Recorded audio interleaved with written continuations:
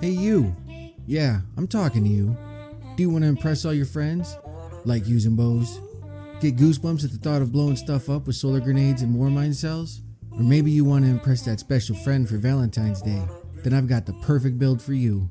What up, my fellow weirdos? What up, my fellow weirdos? Fever here. How's everyone doing today? Staying out of trouble? Alright, so season 13 is upon us, and just like every other season before it, we got some new mods and a new exotic in the past called Ticuu's Divination, is that right? And of course, I feel the need to make a build with it. You know, to complement the new horde mode activity we have available. We're just gonna call this thing Taco Deviation. Alright, how's that sound? This is gonna be a tasty little charge light warmind cell ad control build so good it'll make your butthole pucker. I'll cover the perks real quick on the bow and then we'll get into the build. So the Taco Deviation is a 612 draw time solar energy bow. It comes with tactical string, straight fletching, and the trait is casualty arrows. Arrows fired while aiming down sights cause sacred flames to instantly detonate. Precision hits with perfectly drawn arrows increase the power of the detonation. The intrinsic trait is Sacred Flame. Hip firing this weapon fires multiple tracking projectiles. Targets marked by these projectiles explode on death, or when struck by another Sacred Flames explosion. I'm not a big fan of bows in Destiny except for the Monarch, but this one has definitely opened my eyes, especially with the build I'm going to pair it with. And just in case you didn't know how this thing works, when hip firing, it marks up to 3 targets.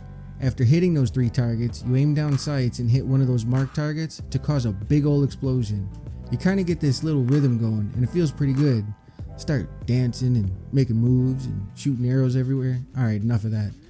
The 2 new mods we're going to be using from this season unfortunately require you to have the new seasonal armor, which kind of sucks actually because all I'm getting is crappy rolls and it's annoying, but I continue down this path to disappointment anyways. The first mod we're going to need for this you can get from the war table called Elemental Charge. It reads, picking up an elemental well grants energy to your ability with the lowest current energy.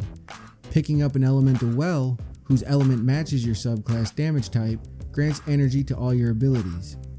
And what the actual mod does reads, become charged with light by picking up an elemental well. If the elemental well's element type matches your subclass element, you gain 2 stacks of charged with light. The second mod that you can get from the war table that pairs well with elemental charge is Elemental Ordnance.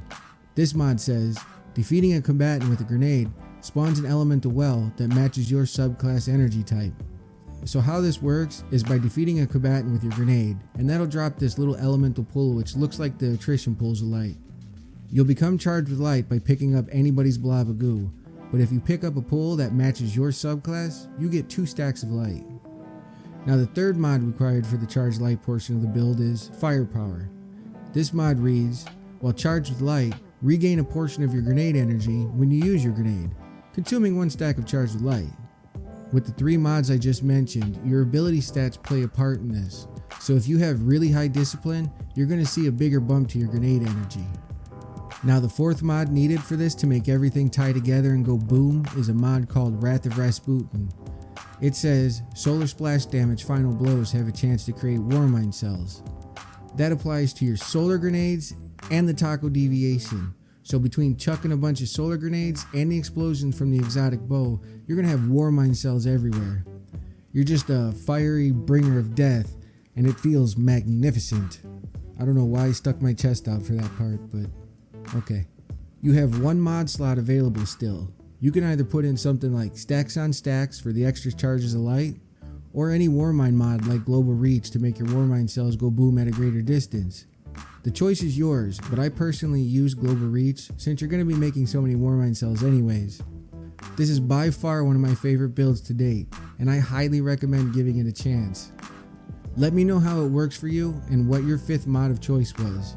As always, if you enjoyed this video, don't forget to like and subscribe, but more importantly, just be a good person to one another and have an absolutely fantastic day. Thank you.